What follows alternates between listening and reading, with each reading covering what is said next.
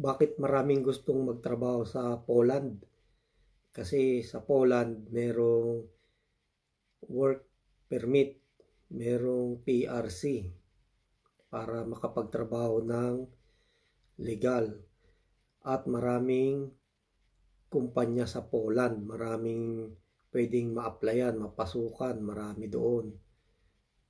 Kahit na hindi libre yung accommodation at yung bus service, okay lang kasi malaki daw yung sahod doon. Yun ang sabi nila, malaki ang sweldo sa Poland.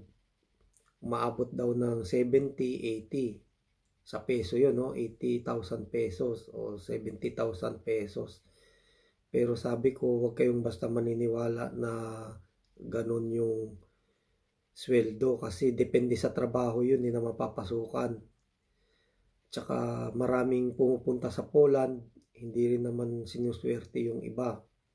Yung iba naman ay palipat-lipat ng kumpanya dahil hindi sumusunod sa usapan yung mga napasukan nila.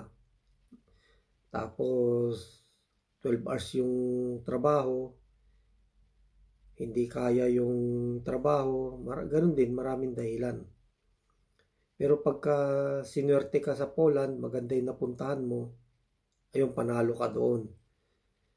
Kaya sa Poland, depende sa trabaho yan.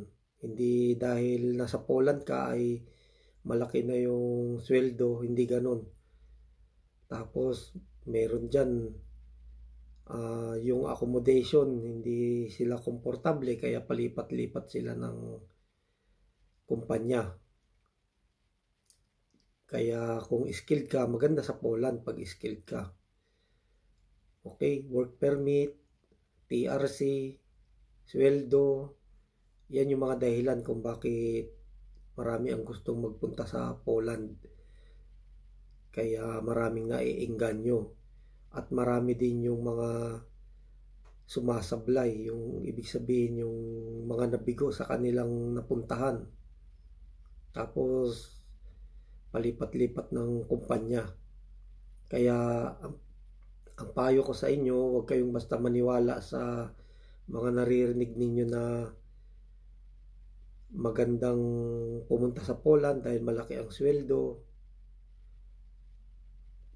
Depende sa trabaho yan. Tapos yung PRC, kung paano yung proseso sa Hungary, ganun din doon, maghihintay ka ng 3 months o mahigit pa.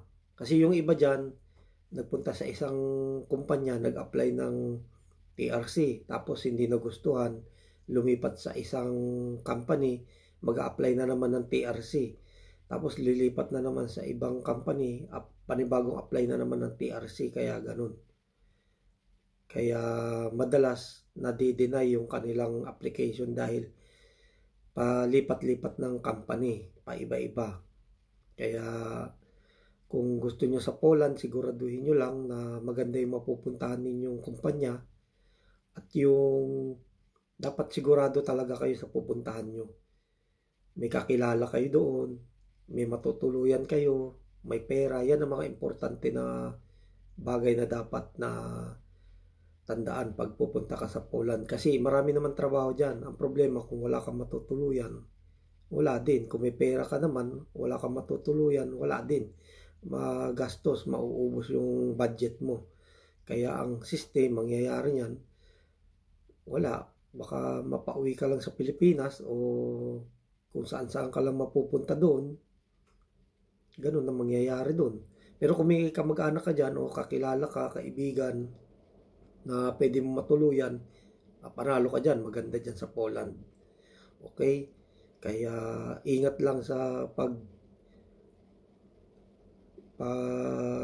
paniwala sa mga naririnig natin, sa mga balibalita. Minsan kasi sablay yung mga balita eh.